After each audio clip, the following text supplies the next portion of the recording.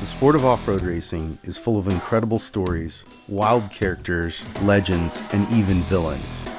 We cover it all on offroadracer.com, but there's only so much we can put down in an article. Sometimes we have to dig a little deeper, and that means sitting down with some of our industry's most influential characters and hitting record.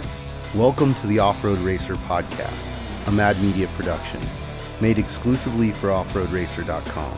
Each month, we'll go beyond the dirt into the homes, shops, and lives of the most interesting and game-changing icons of our sport. You'll hear about their history, success, failure, and everything in between as we pull back the curtain and reveal the stories of their lives. I'm your host, Matt Martelli, and this is the Off-Road Racer podcast.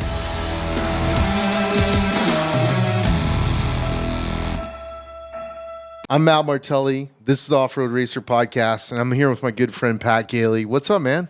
All right, nothing much, man. Just coming to see you on this beautiful Friday. Yeah, not bad weather here for us in SoCal. Everybody else, I think, is melting down, but... Yeah, it was a little warmer coming from the IE, but it's a beautiful place. I'm thankful to be here. Yeah, awesome. Well, let's go back to the beginning. Like, how did you get into off-road racing? Well, how far back do you want to go, man? My dad started racing in the 70s with German Auto. He worked there, rode his bicycle to work for German Auto for many years, and rode in their Class 2 car back in the day. And that progressed to building an Alumicraft with him at 13 years old. We bought a 4-seat chassis and put it together, and then which progressed into him racing with Jeff Quinn and his Dominator for many years. Oh, wow. My dad and Jeff were really good friends. You know, I was running around that shop at McKinsey's on a Razor scooter back in the day. So, yeah, that was the start of it right there. Jeff was a huge part of my life, my success. I worked for him for many years. I ran the contingency trailer for him. Oh, really? Dragging it around all the races. That's funny. So, like, it's funny because, like, knowing Jeff and knowing McKenzie's was such a big part of off-road culture, and, like, that trailer went everywhere. Everywhere, man. You could find that trailer and his van hooked to that thing. Any races, he was usually in the passenger seat with me, if not yelling at me to get out so he can drive and get us home faster. What was so you were a teenager when that was happening? I was probably 18, 19 around when that, yeah. You know. Like I said, my dad had been racing with him for years, with the Jimco 2000 to my uncle Steve, who raced with him with the Raceco back in the day, you know. So me and Jeff were pretty close, and I'll always remember and cherish those memories. Yeah, what was that like? I mean, you know, you were kind of on the inside loop at that point. You know, you're showing up to races and it's like almost rock star status. Like, you still had work to do, but... I wish I would have understood where I was at and the opportunities that I was presented back then. I would have really soaked up the knowledge a lot more. I had a blast doing it. I can, like I said, cherish those memories forever and always look back and think about Jeff. Yeah. No, he was a great human being. He had a huge impact on our culture too, and it's rad to see McKenzie still operating today. Yeah, that little area back in the Orange Storch shop had Sandcars Unlimited, Johnny Kaiser Alpha Off Road, and that's where my dad met Gene Towler, who ended up building him his first Class 10 car, and that car is still to this day racing. My wife raced it last weekend at the Moore race. Oh, nice! In Sportsman for her first race ever, and. It's cool. These off-road cars, you can build them if you maintain them properly. They'll live forever, you know? Yeah. It's really cool. Well, it's cool that you got taught that era, right? Because, like, now we have the challenge of UTV guys come in and they're like, a lot of them don't know how to turn a wrench. Mm-hmm. Some of them learn, right? Yeah. But, you know, building your own race car, especially with your dad and having that experience, you know, like, that's your lifer. It's such an epic experience to be able to work with my dad every day. Don't get me wrong, we have our battles and our hissy fits and stuff like that, but working with him and learning from him and soaking up all the knowledge that he's learned and soaked up himself for all the years is pretty amazing. Yeah. So your shop is also doing the sand Jeeps too. Yeah, so I'm fortunate enough to get to run RPO Motorsports for Scott Whipple, who's the owner. Yeah. RPO Motorsports is the home of Whipple Sand Jeeps, which is, I like to say, some of the nicest stuff running around Glamis. Yeah. Well, it's cool, too, because, you know, Jeeps have always been a part of off-road culture. Yep. And you know, in the sand, in climbing, in racing. And I honestly, like, I remember seeing the sand Jeeps. I'm like, cool, that's rad. It's a different style than the sand cars. So Scott basically, he grew up in the sand dunes, right? They used to take male Jeeps and put big motors and straight axles and go run them up and down the hill, right? They weren't Right. made to dune. And after we got out of trophy truck racing in about 2015, he bought a Larry Minor sand Jeep. Yeah. Played with that for many years, and then came to me one day and said, let's take our off-road knowledge, our trophy truck knowledge, and put it into building the baddest sand Jeep we possibly can. Yeah. So we're 5-6 years later. We've built 10 of them. Nice. The last beast we just created has a twin turbo Danzio P620. So that thing makes over 2,500 horsepower in a vehicle that weighs less than 3,000 pounds. 2,500 horsepower. Yeah, I got to see this thing. Yeah, it's beautiful, man. It has light up paint. It's an absolute amazing piece of machinery. Now, who is the crazy customer you did that for? His name's Scott Murray. He's just a gentleman that's always had nitrous motors, big, heavy horsepower, and boats and Jeeps and everything. Once again, he grew up with his dad building Jeeps, going to Ocotillo Wells, going to Glamis, shooting the hills. And he's a great customer. I'm very thankful to have some amazing customers. That's badass. Yeah. It's cool too, because like that's one thing I love about our culture, is that, people go off-roading for fun, right? It's like, hey, we're racing. And then on the off weekends, we're going to Glamis. Yep. If we're not in Glamis, we're racing our dirt bikes. If we're not racing our dirt bikes, we're in Big Bear Jeeping. We love being in the desert. Like you say, always, it's a culture, right? And that culture doesn't have to be just off-road racing. It's such a broad spectrum, and I'm thankful to have my hands in a little bit of it all. Yeah, it's cool.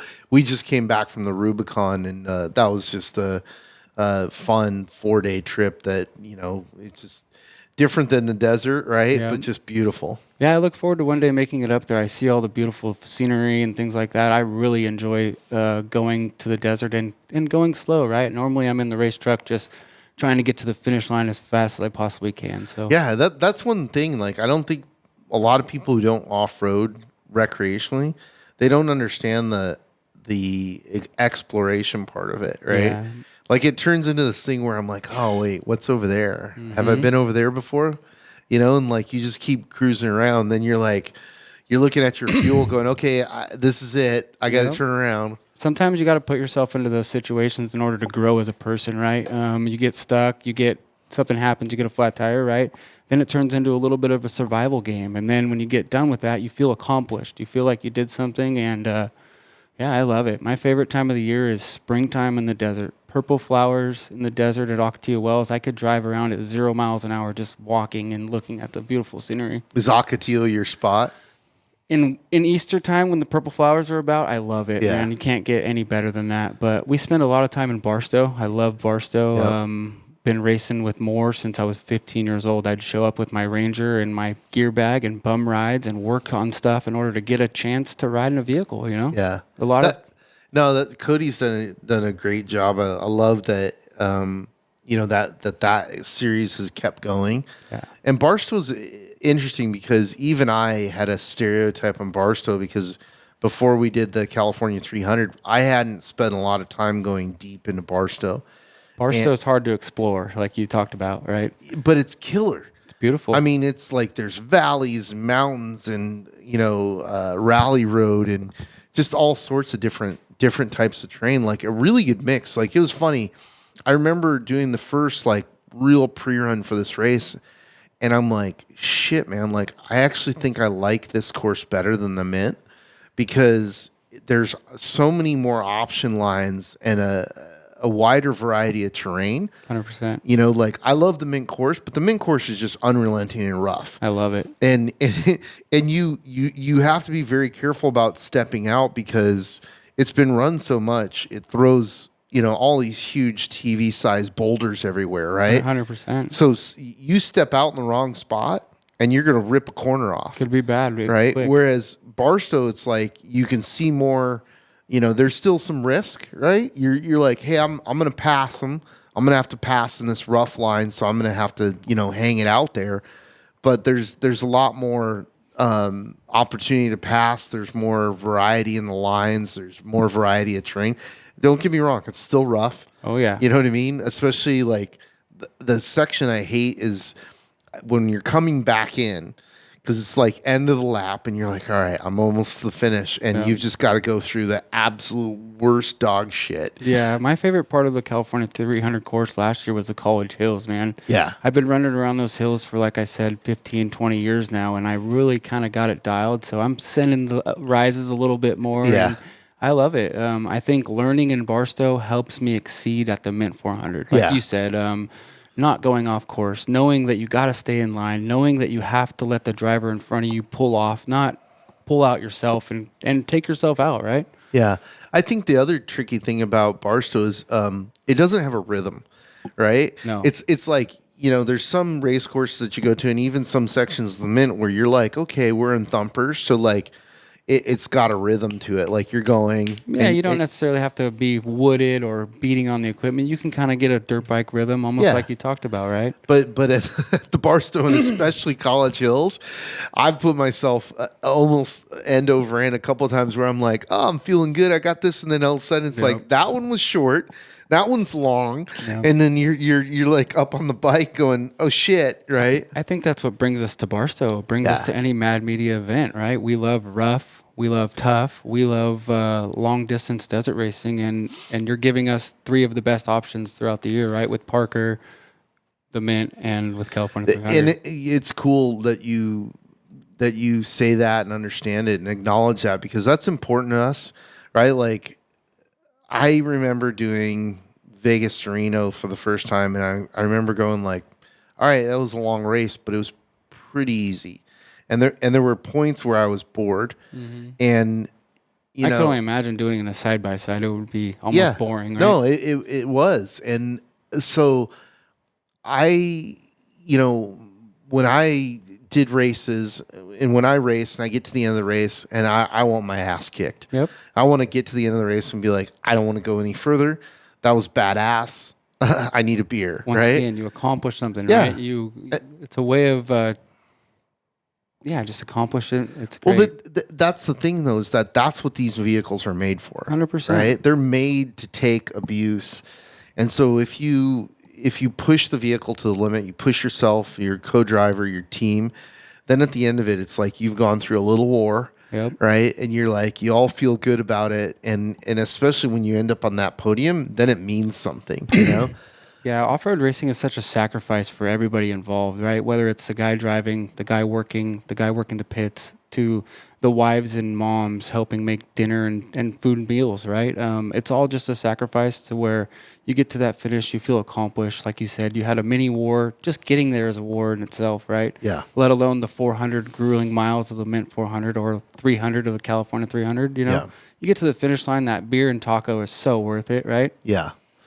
Yeah, so you've had a lot of different. So class 10. So then, where'd you go from class 10? I didn't start in class 10. Like I said, I started riding in a class 1 car, to be honest, and rode with Mike Brunning, OC Pools, for many years, and that had a blast. I've raced anywhere from 11 cars to trophy trucks, so I have a broad spectrum. Any chance I got to go racing, I go racing. Right. Whether or not it's my dirt bike, go karts. You want to run race? We can do that. I love racing. My racing is my life, and I do whatever I can to make sure I can do that. Now you're racing in a Spec Truck, right? Now I'm fortunate enough to get to race Scott Whipple's Spec Truck, which is an amazing racer engineering truck. It's top of the line, man. Every time I bring that thing to the starting line, it's ready to win, go to war. Yeah, I liked Don Dell's builds. In particular, because they seem to float the front a little bit more, right? Yeah. And they're he's known for building a little bit lighter cars, right? Definitely. It took us a little while to figure out the weak points and kind of the cracks and things like that. But now that we got the suspension dialed with Henry Bergdahl from Lettner and Concrete Motorsports, man, without his help, we wouldn't be nearly as far ahead of the game as we are right now. Yeah, Henry's the man. He's been around for a long time. Henry is an amazing person. I'm very thankful that he gives me the time of day. Yeah. No, that's cool.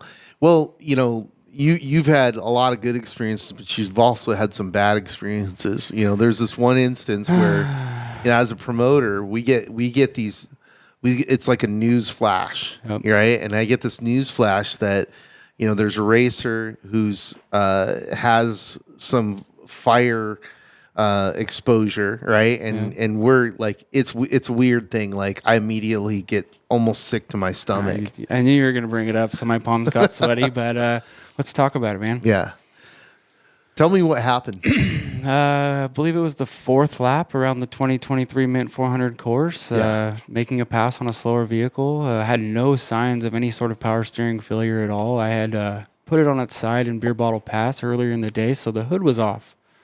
Well, the back of the pump exploded, and it basically was a brake cleaner fire right at my face. So I Superman, tried to get out, had to go back in, open my shield. It was just all worst case scenario going along, and we get done. It was raining that afternoon. Yeah. It was like a little misty, so I remember taking my glove off and basically I don't know what you call it, but degloving myself. Yeah. And I remember wanting to stick it in the dirt because it was cold and it was rainy outside. And Nick Eisenhower and Connor McMullen, and they were broke right in the same section, so they come running over. All of a sudden, there's 6 of us standing there. Yeah. I'm like, what do we do? Do you have a power steering pump? Let's fix this thing. Let's go. We're doing good. We might still be able to get a medal and finish, right? Right. Next thing you know, the helicopter lands. And a good friend of mine, Robert Johnson, says, let's go. He got me in there, got me to Safety Dave and the Safety Solutions crew, and they took amazing care of me. Without their help, I would have been in a lot more pain. So, yeah. Other than that, had some skin grafts, some pig skin intestines on my hand for about a month. I'm so very thankful that I'm healed. I have no true scarring on my face. Yeah. I'm just very thankful to survive that. What was so, you're basically engulfed in flames, right? Yeah. and then it's out, adrenaline's still going. Like, at what point did you realize how bad it was? When the helicopter landed and Robert he looked at me and said, all right, let's go. We're going now. I knew something was bad, right? And in the meantime, you're trying to In the meantime, I was literally yelling at Chris Eisenhower, who was broken. I said, let's take the pump off your truck. Let's go. Come on. I got to go, man. We're I think we were in the wash before the cactus forest at the back, like almost to the finish line, like maybe 30 miles to go, right? Yeah. And that's just who I am. I'm a fighter. I want to finish. I want to win. I want to do good. Whether or not it's at the races, in life, in business, or my marriage, I want to do good at everything I do. Yeah.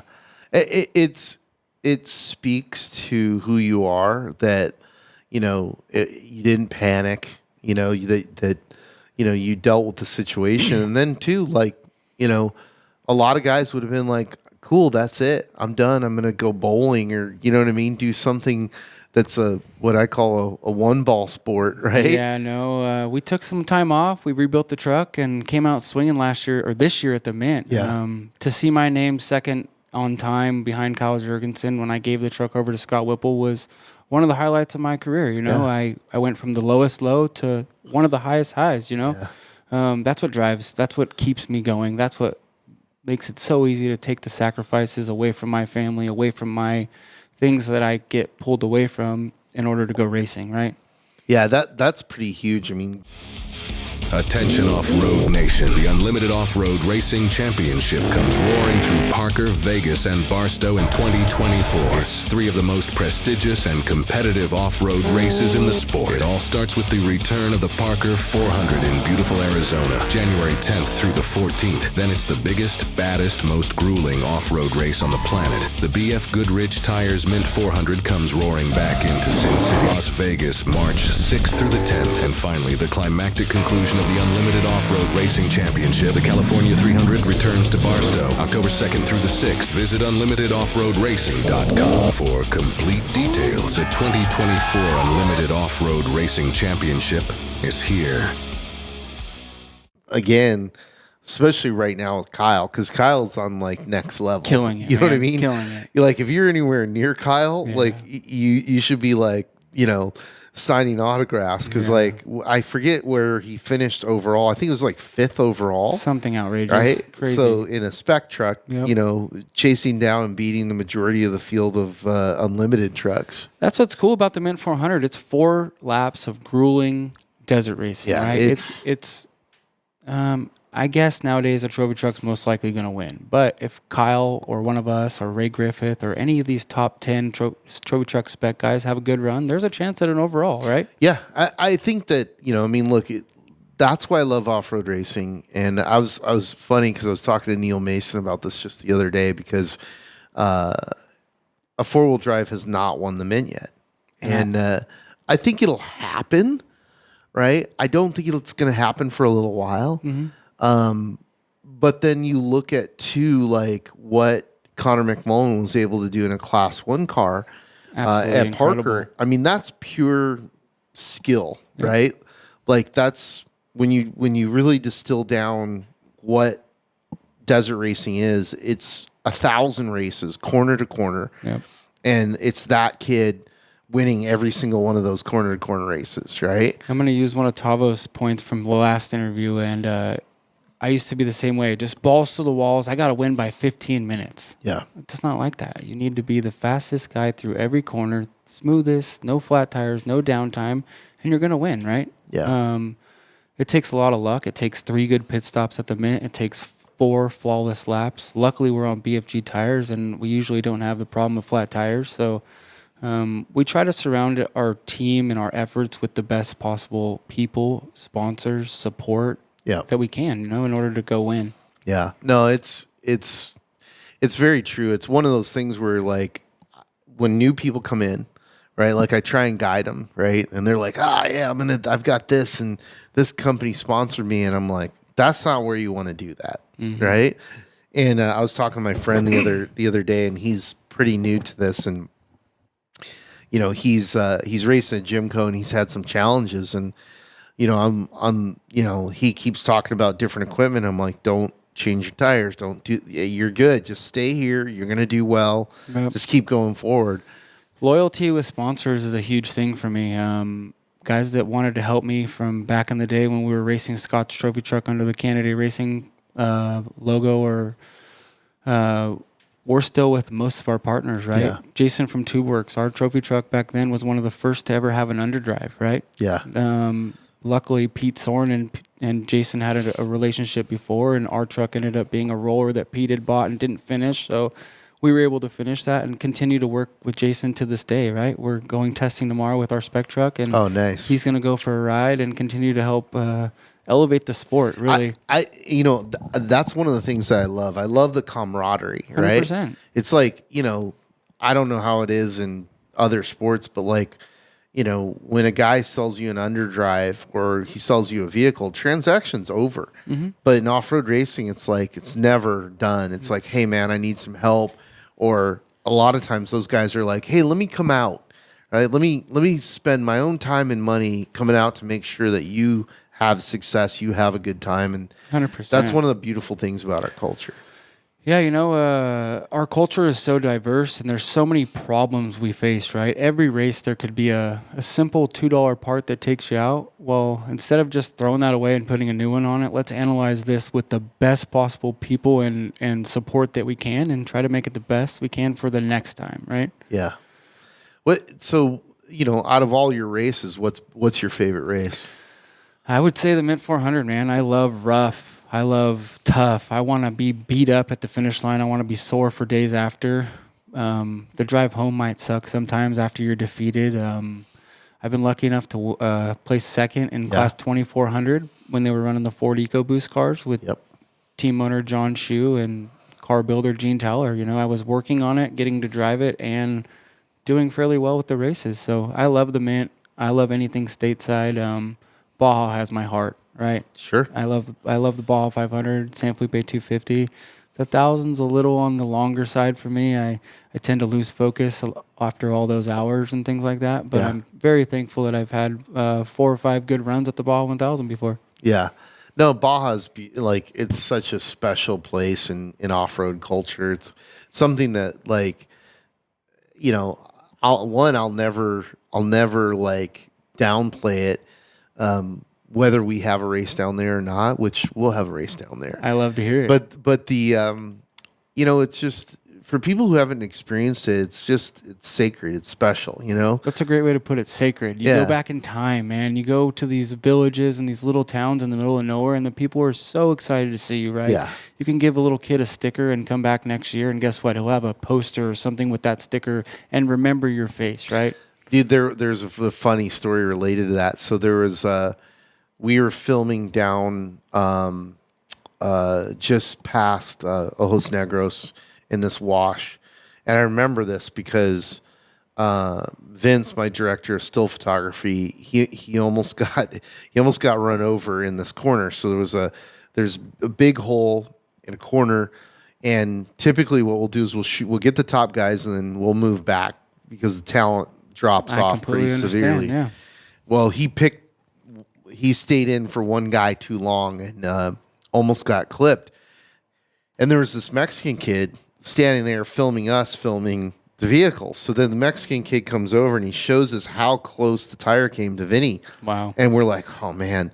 And so I hand that kid a sticker, and this was like 10, maybe even 15 years ago, right? And last year we were doing some work with Fox, and one of the guys that works there, he goes, hey, do you remember me? Oh, no way. I was like, what do you mean? And he told the story, and it was that kid. Just like you remembered it, right? Right? And he's like, yeah, and you gave me a Mad Media sticker, and, you know, like you told me to keep shooting on my camera and all that kind of stuff. And I'm like, wow. That's unbelievable. Yeah. Like you say, Baja is the most beautiful, Wild West, raw place you can be in the world, I feel like, right? Yeah. Where else do you get to race a trophy truck down the beach or down the highway? And as long as you're respectful, don't do anything you wouldn't do here in the States, you're going to be just fine, right? Don't get me wrong, there's bad people everywhere in the world, right? Yeah. Like we talked about earlier, you're shopping in Escondido or whatever with the homeless out front. Like, you never know. Those guys could be 10 times worse than anybody will ever see in Baja. So yeah, no, I love it. You got to do a little bit of traveling recently. You went to Australia to do Fink, right? Actually, in 2014 or 15, I was gifted the opportunity to go and put a trophy truck together that I helped build with Gene Towler at Get Performance for a buddy of mine, Chris Booth. If that truck is still racing to this day, was running top 5 at Fink this year until wheel studs broke. So once again, back to these vehicles, they can, if you take care of them, they'll live forever, right? Yeah. The Chenoweth Museum down there's cars that are triple your age, right? Yeah. Like they're old, you know? Yeah. And Australia was a beautiful place. I look forward to hopefully one day going and racing the Fink myself. That's a goal of mine. Tell me about your experience in Australia. You're coming from, Baja and Southern California. Unfortunately, I didn't get to see any real racing. We were there for a job and to get the job done properly. Yeah. We were able to test at the Rush Racing facilities, which is like Las Vegas Motor Speedway, how they have the cars you can rent and take out. It's kind of something like that, which was new in the time, right? That no one was doing it. Right. Australia is a beautiful place once again, but there's nothing like home or Baja. Yeah. Well, next time we'll have to go because I want to go. It always happens right around the 500. Yep. But I'm planning on going, so probably next year. Yeah, I would love the opportunity to go back and actually check out a race. You know, they don't get such big car counts and stuff like that, but the people are so into it that it would just, the vibe would be crazy. Can you imagine, right? Yeah. I have this thing, like I really, it was Killian who freaked me out, right? Like he comes into my office one day and he's all upset and he's like, I'm 31, and if I go to a new country every year, I won't see all the new countries. Oh, and I'm my like, goodness. Well, shit, you're right. Yeah. And I'm, 20 years older than he is, so I better go, right? So now I look at, places that I want to go, and I'm like, screw it, I'll buy a ticket. Let's just go, put on the credit card. So I went to Peru for Dakar and then over to Saudi for Dakar, and I'm really glad I did that because I think it's important to go see things firsthand and not to believe, social media, rhetoric, whatever it is, right? 100%. And it reminded me of Baja because, so Saudi, I was with one of my best friends, Archie, and we're both big white guys, right? So there's You stood out. Yeah, the people are like, we're in regions where I don't think they've ever seen Americans, let alone giant ones, right? So, but these guys were coming up to us going, "Oh, American, welcome," right? Yeah. Like just super friendly. Exact opposite of what the media or any of these places are telling us. They were just so stoked that we are over there, especially in these remote areas, enjoying their country. 100%. And a few of them would walk up to me that spoke English, and they're like, "Can I ask you a question?" I'm like, "Yeah, man."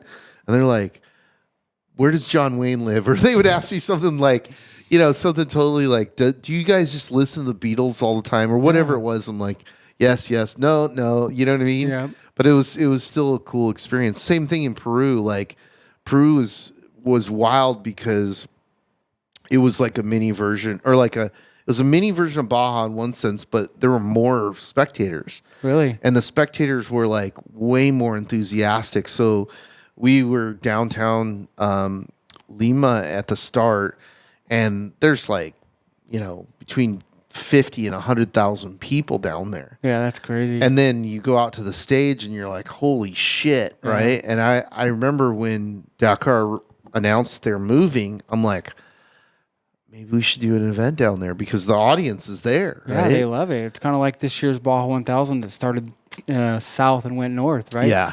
The first 50 or 100 miles, I was told that there was thousands of people everywhere, right? And if you look back, I'm sitting in San Felipe waiting for the truck to get to me, and I'm watching the live feed just like, where did all these people come from? Yeah. Right? They love it. They come out of the woodworks. The people love off-road racing. Well, it's a huge part of the culture in Baja. It was interesting. I talked to Sal about that, and Sal was like, I was asking him, he's like, oh yeah, it was incredible. I'm like, well, that was you, right? Like your time running score is what built that. 100%. Generations of people who grew up on off-road racing, and he's like, I didn't think about that. I'm like, yeah, man, like, it's hard to look back and accept how successful you are sometimes, right? I could imagine in Sal's case, he got this organization that was putting on this race, and look what he brought it to, right? You know, there's 30, 40 top trophy truck drivers trying to win the Baja 1000 every year, let alone the San Felipe 250 or the Baja 400 or 500, right? Yeah. I miss Sal. Sal was a good man. No, and all the races that we have, they were score races. 100%. Like that. When we got Parker, I called Sal up. I said, "Hey, we got Parker," and he started laughing, and he's like, "That's great." And then he tells me the story about, when him and Mickey Thompson and Mickey's wife Trudy went and they were looking at it as a potential and then beginning to map it out. And the rule was, you can find a location that has good racing, but you got to have a place for Trudy to go pee. In other words, you had to have infrastructure, right? That's a great point, right? And he's like, they did, and that same was true of Prim. Like, originally Gary Prim called Sal up to promote the hotels, and that's why we race there to this day. Is that why the Prim 300 came about, or was that even before that? No, that was the Prim 300. So that was the original race in that section. Actually, I take that back. In 1968, the first Mint course was on the other side of the highway in that lower section, and then it went up to the North course.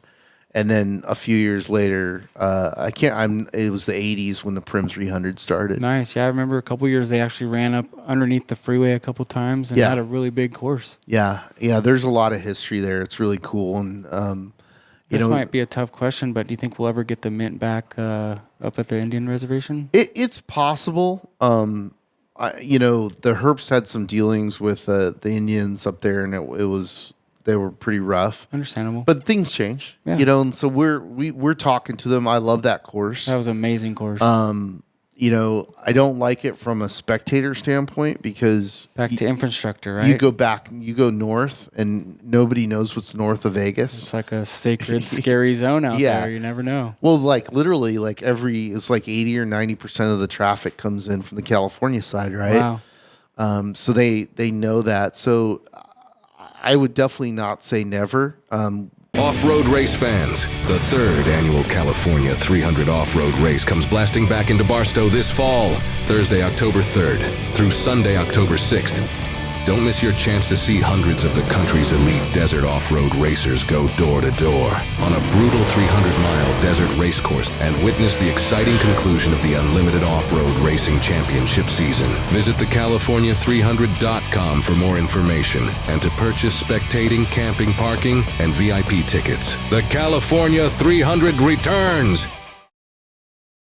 I think that, coming from action sports and growing up skateboarding, you do this thing where like you drive around and you look at stuff and you're like, oh, that'd be a great, piece of concrete to ride, or, you could do this tray flip over this or whatever. Right. And that's how I look at it for off-roading is I look at areas constantly and I'm like, oh yeah, I'd be bitching, But it's usually missing that one key factor that just brings it all together, right? Yeah. Yes and no. I mean, it's funny because you remember like when we became promoters, the narrative was they're going to shut the desert down. That's right. That's everybody's narrative. And Prim's going away, the airport, and this and that, right? And that's not true, right? Like look at the history of it. Is not only have we proven the opposite, now the BLM's calling us, going, "Hey, you guys want to do a race over here?" Yeah, because of the economic impact that we create. Now it's not just that they realize it, but I have to give a lot of credit to my brother with how he handles the relationship with the BLM. Yep. Like it was a weird thing, being partners with Casey, and I love Casey. I learned a lot from him, but his style was just to go into these meetings and to put them back on their hind foot, and he would just light them up to the point where I was just like, hey man, I don't want to be here for this. Almost makes you uncomfortable, right? Oh, I was really uncomfortable. Some of the drivers' meetings got to that point, right? Where you were, if you got a whistle dick, you were on blast. Yeah, and he was rough and tough. He yelled at me for filming in the wrong spot multiple times when I was younger. But I think that the whole world has changed now, and I would give King of the Hammer some of the credit too, because they've had to manage the relationship with the BLM, but really, us in the sense that like we go in there and we're like, look, this is what we want to do. Here we're ready to take all the precautions. We're going to pay for security. It's expensive. We're going to have insurance. We're going to do all these things the right way. Yeah. We're going to make sure that we're accountable. Like, let's work together on this, right? And we don't always get what we want, but it happens. We get, a lot. And I think now going forward, because we have the reputation that we have, generally now when we walk into a door, they already know who we are. Yeah. And they know how we operate. So they know your game plan is ahead of schedule. They know you guys got your shit together and are really, truly trying to progress the sport, right? Yeah, and they know that, like, we're going to treat them like business people. Like, like I said, like, trust me, like, there's a lot of times where I'm like, oh, God, can you just say yes and we can move on? Do we have to keep having these meetings? Yep. It's going to be good for everybody. But, that's part of business. It's just like the IRS. Like, 100%. I would love not to pay the taxes, right? Taxman's going to come get you, But though. you got to pay taxes, Yep. right? There's no like, hey, you can't operate a business without a business license. So, dealing with the BLM has been much the same. And frankly, they've been really good to us, really reasonable for us, to deal with and to open up new areas, and I think too, like our mindset is that like of a skateboarder in that we're always looking at stuff, whether it's North Course, other stuff in Nevada, stuff in Arizona, like stuff I'm going to be going to Texas to look at stuff. Love it. And continue to expand. Like, I don't want to race the same stuff over and over again. And we're so blessed to live in America where we have all these land of the free, right? We have all this BLM land that if we can build relationships with not alone the BLM and the towns, and you might come to Utah one day and say, let's have a race here or anywhere, right? They have. I mean, actually, Utah has asked us to put a race on there, and we've been looking around at where we do that, where's the right place. So, again, it's a different thing now. Now they're seeing the economic impact, and we can send them our data. And we're like, hey, you want to make money? We want to make money. Let's do this, you want to help bring some money and some light to your town? Yeah. Yeah, it's really cool, Yeah.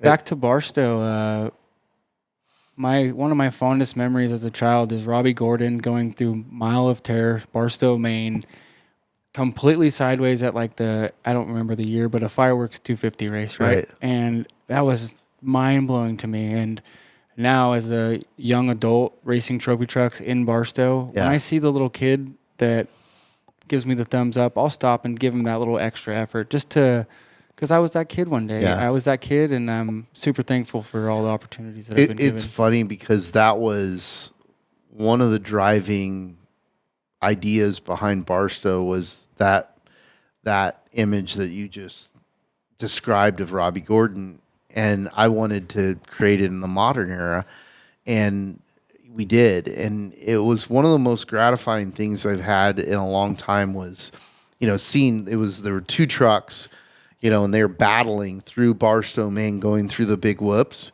And I was like, that will sell 1 million tickets. Yeah, right. You know what I mean? Like when you see that, and especially because they were battling. It wasn't just one truck going through it. It was a race through 3.5 foot nasty whoops, right? Some of the roughest you can get. And it was just incredible. And I just remember like sitting, we had to put the bar that was serving beer on some private land. And I was over in that area watching it, just going like, this is it. Yeah, like right. we did it. And, I'm sure that's a great feeling you get when the race is over. Everybody's made it back safely. Everybody had their finish line interviews. You get to finally have your beer and relax and thank your team, right? I can only imagine that's a great feeling. It is. It's like a finisher beer, yeah, right? You're like, okay, you almost put a finishing medal on for yourself, right? You did it once again, even though the work's not done until weeks after. But it's that kid, it's that little thing where it's like looking at the kids on the fence, seeing that. I'm like, okay, I just need to keep growing that group of kids into a bigger fan base, because the tactile experience of going to an off-road race is incredible. It's incredible. That's another thing I love about the Mint 400 is the grid walk, right? Yeah. The fans get to come interact. Every year I make sure to have a hat to give away to the last kid I see, right? That's cool. Before I get my helmet on and go racing, I like to give a kid my hat. And like you said, maybe one day he'll remember me, or one day he'll go desert racing because of that experience. That's cool. I'm glad you do that. I mean, it's funny how much that means to kids. You know 100%, right? I was that kid when I was in the Robbie Gordon fan club as a little child, right? And yeah. So was I. Yeah, right. Literally, back in the day, there used to be the Robbie Gordon fan club, Jeremy McGrath fan club, all these little things, and you would get a T-shirt or a sticker or something cool in the mail every once in a while. Yeah. No. Maybe we should bring those back. Mad Media fan club. Yeah. Well, fan clubs for all of our racers. I mean, that's the cool thing is like, I love having these conversations and getting to know like people that are racing with us. Mm-hmm. Sometimes I get to, have it, out riding with people and, et cetera, et cetera. But like, this is what I would be doing if I didn't work doing this, right? You'd be doing with skateboards, surfing, I'd be BMX, I'd be anything. hanging out in the, in Ocotillo being like, hey, who are you? Oh, hey, what's up? You need a beer? Yeah, exactly. You know what I mean? Let's talk for an hour, Yeah, right? exactly. Well, my wife rolls her eyes and goes, what are we doing? Speaking of wives, man, my wife is my biggest supporter. She knew nothing about desert racing when we met 8 years ago, and she just raced her first off-road race as a driver last weekend, and I'm sure that's only going to escalate our drive and our passion and our teamwork in order to go desert racing. Yeah. So I just wanted to give a big shout out to her. That's a cool thing that you shared your passion for off-road with her. What was she like when she got out of the car?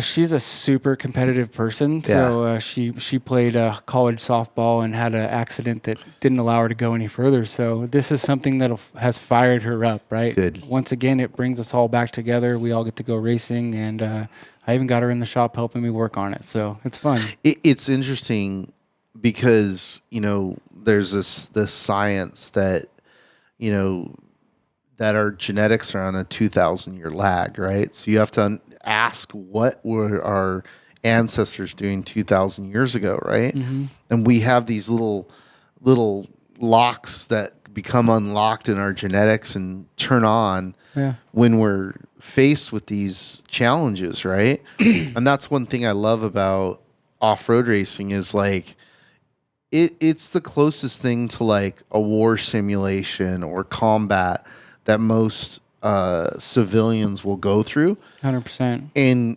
it transforms them, right? Like I know for me, I've gone through things, in off-road racing where I'm like, scared, cold, wet, having to walk 14 miles out, whatever. Just ready to pull the plug. Yeah, right? like Just running out defeated. of water, like asking myself why I'm doing this.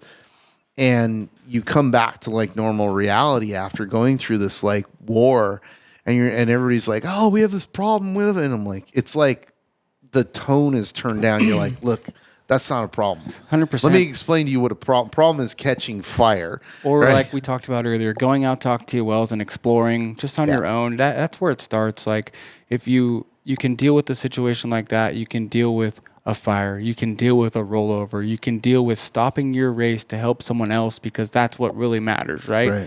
Then you go to work on Monday and all those problems are easy, right? Yeah, Don't get me exactly. wrong, you still throw a little fit every once in a while, but desert racing, off-road culture and lifestyle makes tough people, makes strong people, makes people have grit and determination, right? I see nowadays all these kids that just give up, or I don't get my way, right? That wasn't an option back in the day. When you were racing Baja and you were Malcolm Smith riding your dirt bike, you're by yourself. Yeah. You have to figure it out, right? Yeah. Whether or not it's pushing your bike for 30 miles to get some gas or hanging out till someone comes and finds you, right? Yeah. Those are all the type of experiences that I live for. Yeah. I enjoy those, right? I enjoy being in the situation where there's panic. People are panicking.